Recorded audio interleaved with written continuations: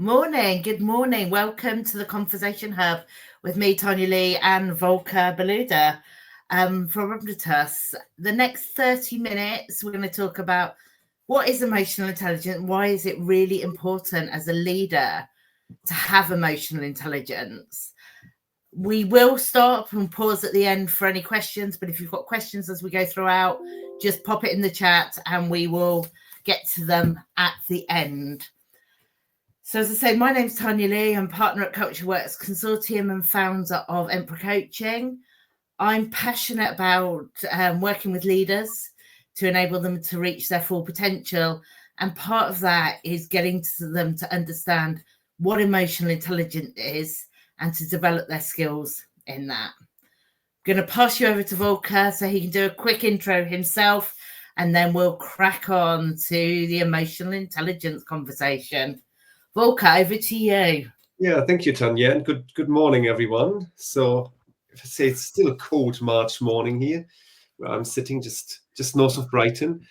So I work as a sales leadership coach, executive coach, and fractional sales consultant. So, do a lot of work with emotional intelligence, and I don't know if it's a teaser or not, but I just got qualified for EQI 2.0 assessment last week. So I'm in the weeds of emotional intelligence at the moment, and I absolutely love it. You've been immersing yourself in EI this week. I have been, and it's quite a journey actually. So I did my master thesis on so back at uni many years ago on emotional intelligence. And originally I was thinking, it's a common sense approach. Everyone should be emotional intelligent in the workplace. How can someone not be emotional intelligent? But little did I know, right? And I think, it's really important to talk about this because actually for a leader, EI and EQ, and I think we'll get to what EI and EQ and the difference a bit later on, is that secret sauce. It's much more important to be emotionally intelligent than it is to be intelligent. So if it'd be great to start with what emotional intelligence is actually, Volker. So do you want to talk about what emotional intelligence is? I know we've got a slide up here, but it'd be great for you to walk through that. See, I can read off the slide, right? Because I love that definition, because it says emotional intelligence is the ability to recognize, understand, manage, and influence your own emotions, but also the emotions of others. And that's why I think where emotional intelligence is so important in the workplace or in personal relationships as well, right? Because it starts with your own emotions, right? What feelings do you have? What emotions are coming up, right? When you're stressed, when you're under pressure, when you start talking to someone, right? Whatever the situation is. And then being able to actually say, okay, there is a feeling, first of all, then understand what does that feeling, what do these emotions actually mean? And I like to use that example of a former colleague. I don't know if he's listening or not, but he used to throw a fax machine through the office, right? I mean, so many years ago on a Friday afternoon because he was so stressed. But, he clearly didn't manage or understand his emotions at all. And then how can you influence those? And then how can you project that onto others, right? So how can you, particularly as a sales leader, right? The empathy you have with others, right? And understand other people's emotions, read other people. And that's what, it's as simple as that. And that's what emotional intelligence is all about. And as you say, it's as simple as that. But actually, it isn't that simple because we don't have it. It's a skill that we develop. Some of us are more naturally predisposed to it. Others, we need a bit of work. And it's like anything, any skill, we don't become good at it by accident. We have to keep practicing it and we have to be aware. And I know, I love that, I agree. It's that recognize, understand, manage, influence your own emotions, and then manage the emotions of others, understand that. And I think for me, the biggest part of that is that self-awareness. Yeah, I'd agree. But you know what you just said is so important. And I don't know if people picked up on it. It's a skill. Mm. And you know what it means if it's a skill. I mean, you know that. You can Yeah. learn it. You know, the beauty of emotional intelligence is we can all learn it. Not like IQ, as you said earlier, right? We're all born with a certain IQ. We might lose a few brain cells, you know, as we grow up and go partying or play sports or whatever. But, you know, IQ is given. You know, there's little you can do to really increase it. But EQ, you can actually learn. And, you know, it's a skill, and that's a beauty. Sorry, Yeah. self-awareness. I let you take that away. No, absolutely. You know, for me, self-awareness is the biggest thing as a leader we need to develop. And that's the key part of emotional intelligence. If we don't have self-awareness, we don't have that ability to recognize that emotion, how could then we understand, manage, and influence our emotions? Yeah. You know, it comes from that fight, flight, fold, your cave person brain, where we didn't actually, you know, fight, flight, fold was there to protect us, and it's rightly there to protect us. We didn't walk down the street going, "Hey, hairy mammal, really great to meet you," because we knew we needed to fight or fold to protect ourselves. Yeah. Emotional intelligence is taking that pause and recognizing, what emotion am I feeling? Is it a protection motion, or what will be the impact of me showing that emotion immediately? Yeah. It's funny that you said that, right? We weren't walking through the savannah, right? And to the saber-toothed tiger and go like, "Oh, how are you doing today?" Right? What are you doing here? What is Yeah. your purpose? We probably had a very real emotion of fear, and we needed to protect ourselves. Yeah. But it's a really interesting one, Volker, because we all feel Yeah. or experience emotions in very different ways, right? And that first part of self-awareness is recognizing where you feel that emotion. Yeah. I know I feel it in my tummy. Where do you feel it? Mainly in my tummy, but Mm. you know, we sometimes when we're anxious or feel fear, you know, it can be in the whole body as well, right? Or when we feel Yeah. depressed, you know, and there's some great work been done on that. So in my, if I say, I learned it in my mindfulness course. I don't want to go off too much on a tangent, but Daniel Goleman, who popularized emotional intelligence in the 90s, he even wrote in a book called Search Inside Yourself, the mindfulness program they developed at Google, which they couldn't sell as mindfulness to their employees. They had to sell it as Search Inside Yourself. So the engineers were like, "Oh, this is quite interesting." Yeah. So mindfulness and emotional intelligence are kind of like this two sides of the same coin. And, you know, mindfulness works a lot with self-awareness. And so Gorman, I now lost my track which point I tried to make, but Gorman, Gorman. I don't know. Yeah, I'd say to anyone, if you're starting off your emotions, there's loads of stuff out there. I think we'll come to the EQs, EI stuff later, but Goleman's a great starting point for learning about emotional intelligence. He talks about that self-awareness, self-regulation, motivation, empathy, social skills.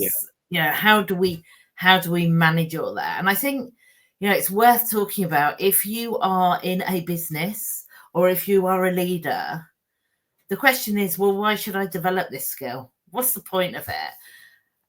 And there's loads of stats out there to tell us why we should be. And I'm just going to flick to the next slide. There is a huge impact in high IEI in leadership.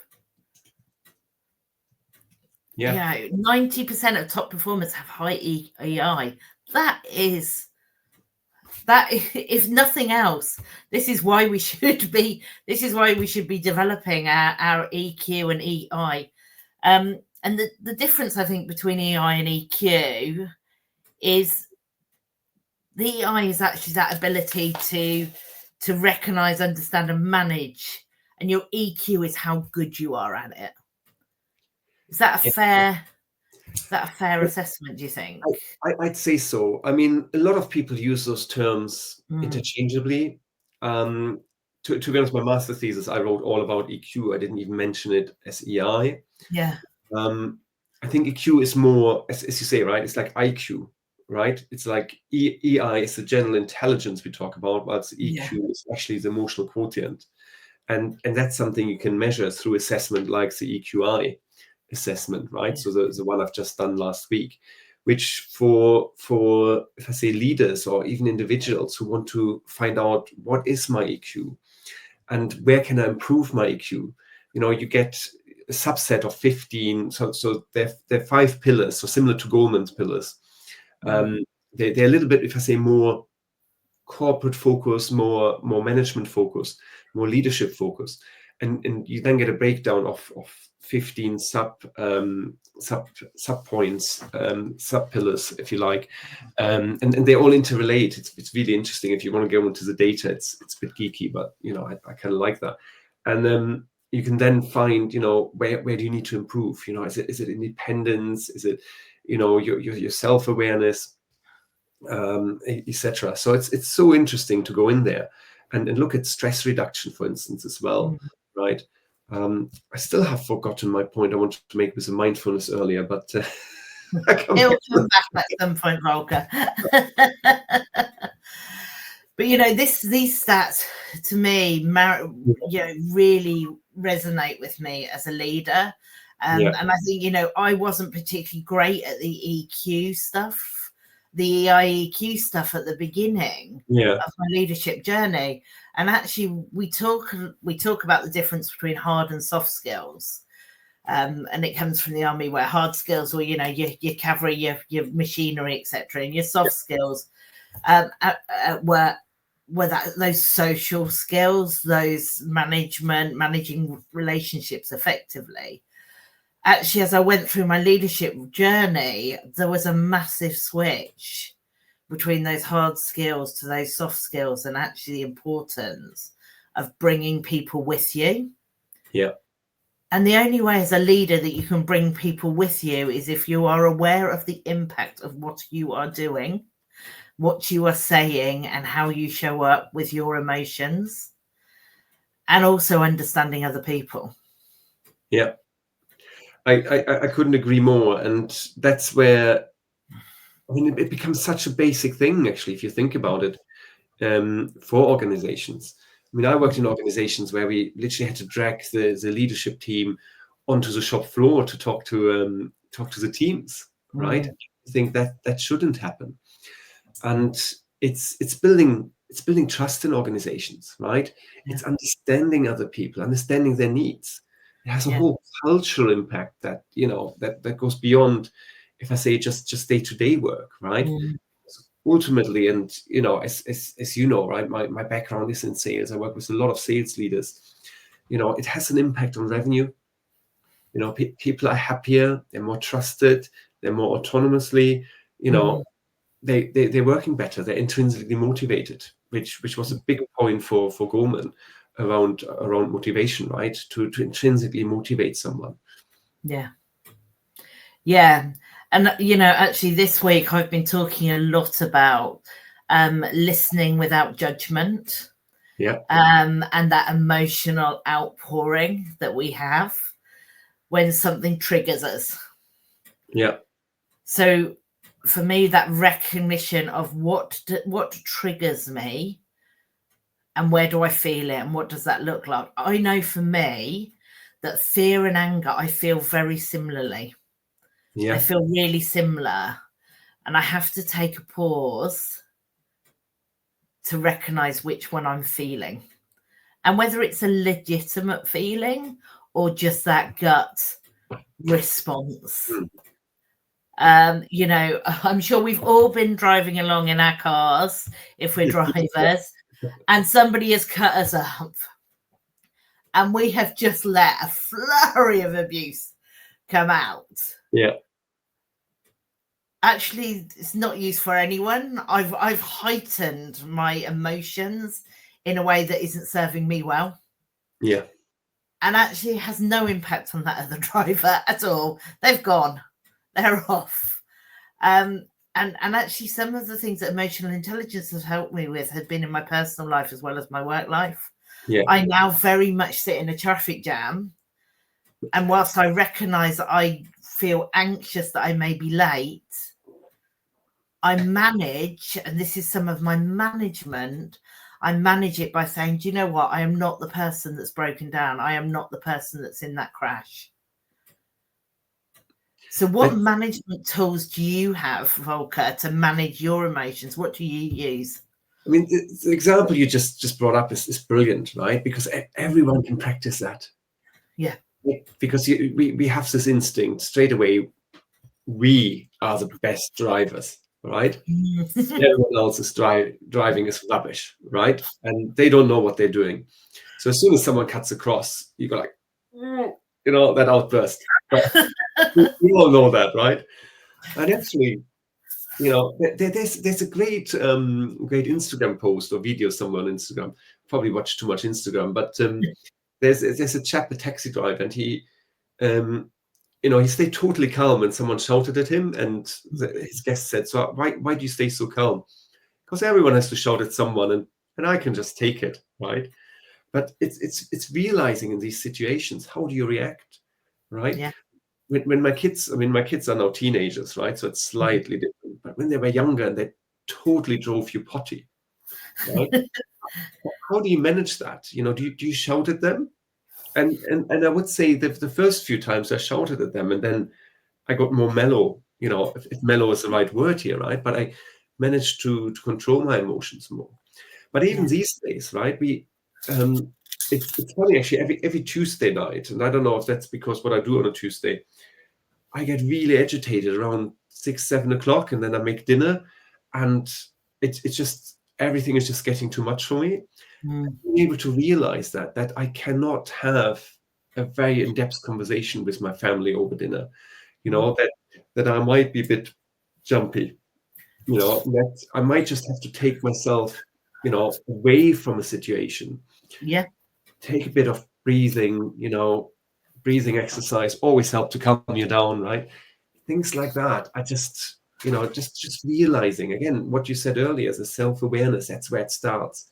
How do you regulate your emotions? How do you regulate your impulses? And we have that in the workplace, right? And you don't want to work with someone who, let's say you didn't hit target. Let's say you hit target 90% of your target. You don't want to say it's manager going in and go like, big old outburst, right? On a Friday afternoon. Can you come to my office? And nothing else. Yeah.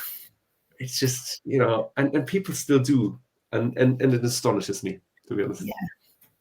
Yeah, and I think it's, we talked about it's a starting point, self-awareness. Right? We can't go anywhere with EQ unless we develop our self-awareness. So naming the emotion we feel, and this is what I quite often work with leaders, and I know you do, Volker, because we've had this conversation, is getting people to think about when they feel the emotion and where they feel it. And naming that emotion. So what is going on for me at the moment? And then putting in some strategies to help manage those emotions in an effective way. So it's fine to say, I feel quite angry about something, to express that. But if you just scream at people, it has a very different feeling. So putting those, what are your tips and tools for putting things into managing? And I use a lot of breath work. Yeah. So actually going back to your mindfulness conversation, in that moment, can I take a pause? Can I take a deep breath and really recognize what I'm feeling, and what do I have to manage that feeling and manage that outburst of emotion? And breath work's really important to me. And I talk to people very rarely notice if you just take a deep breath. I was about to say, they don't. No. You just demonstrated it there. People just don't notice. We think it's massive, but actually just taking a deep breath makes a massive difference to managing that emotions. It slows our heart rate down. It slows our mind down. actually, if you can use breath work, there's some great techniques called box breathing, where you breathe in and breathe out and hold for 6 minutes. 6 minutes. 6 minutes. 6 minutes. I don't think we've got time to do that. But that is one of my biggest things around managing my emotions. Yeah. I mean, I'm a mindfulness practitioner, and so I meditate daily. So just grounding yourself once a day massively helps with your emotional regulation. And if you look at Viktor Frankl, which I'm sure you're aware of, right? He so nicely said, right, between stimulus and response is a gap, right? And that gap, you use that gap. You can take a pause, or slow things down, just whilst you're thinking, and you don't have to react. I mean, we have a conversation, but you're not forcing me to answer, right? Do you know what I mean? So just because you're angry doesn't mean you have to react in an angry way, right? Take yourself away, go to the bathroom, do a mini, three-step breathing exercise, or the 3-minute breathing space, as it's called by Mark Williams, is a great, 3-step exercise for calming yourself down. And you can do it over 3 minutes, as the original name suggested, or 30 seconds. That's all it takes. Yeah, there's lots of things, sometimes it is a case of just taking a pause, taking a walk, taking a breath, removing yourself from that situation for a while. But then also that third step of actually, how do we use our emotions to fuel that goal-directive behaviour? I've actually been to PT at 7 a.m. this morning. I go to the gym, I have a personal training session, and I use my frustration in my ability to do something to fuel myself to do it more. But sometimes, and I know it's a cognitive stop, so I'm very aware that it's a cognitive stopping me doing something. I take a breath, I close my eyes. Some people use visualization.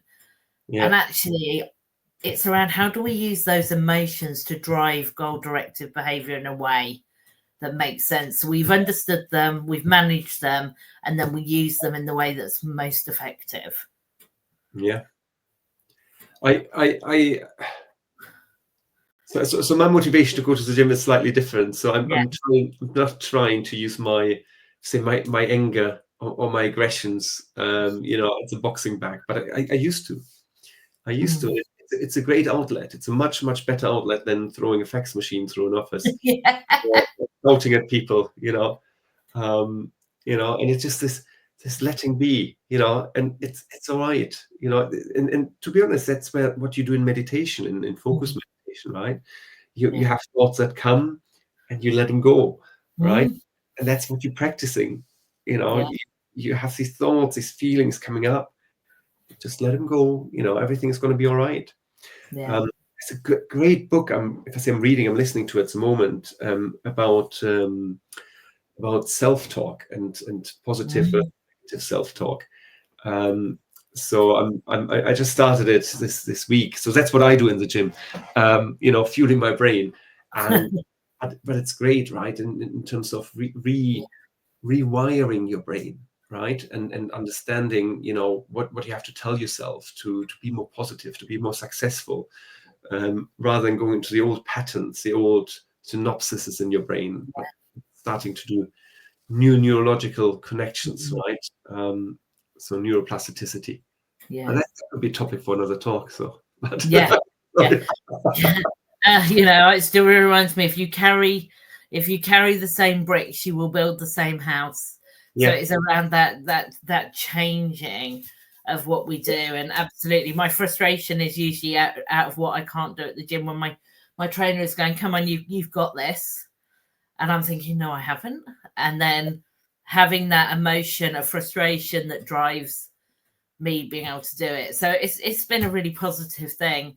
Conscious we've got 5 minutes left, so let's just wander through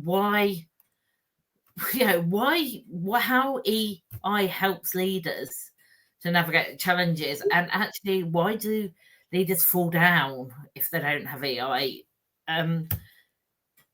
It's very clear here, Volker. the positive, right? So my most favorite one there is actually on there. It's, if I say it is pretty much on there. It's decision making. There we go. Second from the bottom. So I should have known that slide, right? It's decision making. Because we often make decisions just purely on logic, right? And ignoring our emotions. Or we have an unconscious bias, right? Is that emotional or is that cognitive? We can argue. But being aware of your unconscious bias, being aware of your gut feeling, and being aware of all the data and the logic, right? You can then make a better and more informed decision. Yeah. And you have a high level of empathy. You're taking other people's emotions and feelings into considerations as well, right? So once of a sudden, as a leader, you start making better decisions, and you're looking at decisions that are more beneficial for your team, for the people you work with. So that's a big one for me from an emotional intelligence perspective. But of course, if we're looking at the list, stay calm and focused under pressure. That's where mindfulness comes in, right? Managing conflicts, again, that's where mindfulness comes in. Empathy, being confident in your decisions, in your feelings, in mediating. I don't want to go through all of them. You can pick a few as well, but I think one of my my most hated phrases is treat everyone as you want to be treated yourself. The intent is brilliant. The intent is really positive, but we're actually all very different. So that awareness of self and that awareness of others, for me, is that key part of EI and EQ, having a high EQ.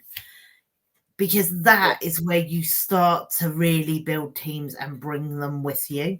Yeah, exactly. And that's when you build the trust, right? And once you build the trust, what I said earlier, you get the motivations, intrinsic motivation, because people, come on their own. They flourish, and so massive to change a whole culture around that, especially working from home, right? I worked with a leader. I'm still working with her, and there are few people in the company. They're not intrinsically motivated. They, if you don't literally tell them what to do and order them to the office from 9 till 5, they're not going to do any work. And I say that there are two ways of solving that, right? One is changing the culture and trying to get them on board, or they're the wrong people. Obviously, decisions here. But it's, I think if you get people on board properly, that will never happen, right? Yeah. And once a culture is down, it takes some time, takes really a lot of effort to get it back up. But it's worth it. It's worth the effort to build that trusting culture and get everyone on board. Yeah. Well, Volker, as always, I've really enjoyed chatting to you. We could talk for ages on EI, EQ, mindfulness. But I just want to really end it with that, going back to that beginning when we talked about it is a skill. It's a muscle like anything else, and we can build that skill. We're not going to be great unless we start to practice it. So anyone who is starting in their EIEQ journey, I get them to work on their self-awareness initially, and then everything else can start to follow that, because we're not aware, we can't actually do anything with it. And as Volker said earlier, he is now qualified on the next level to do what is it, EI? It's called EQI 2.0 and EQ 360. Yeah. So basically, if you think of a DISC test, or that kind of psychometric test, but solely focusing on emotional intelligence, and what you look at different areas, 15 areas in terms of how you can improve your EQ, and then you can look at it from a team perspective as well. That's where it gets really interesting. So if you have, 3 peers, 2 managers, and you have, people that report into you, maybe even customers if you wanted to, how do they see you and what can you improve? And it gets really complex and really interesting. So huge tool for anyone who wants to build an organization or themselves to be more emotional intelligent. Enough of a plug here. Well, everyone, thank you very much for listening, either live or on playback. And if you've got anything that you want to feedback or any other subjects you'd like to see, please go to cultureworksconsortium.com and let us know. And we'll see you next week. Thank you.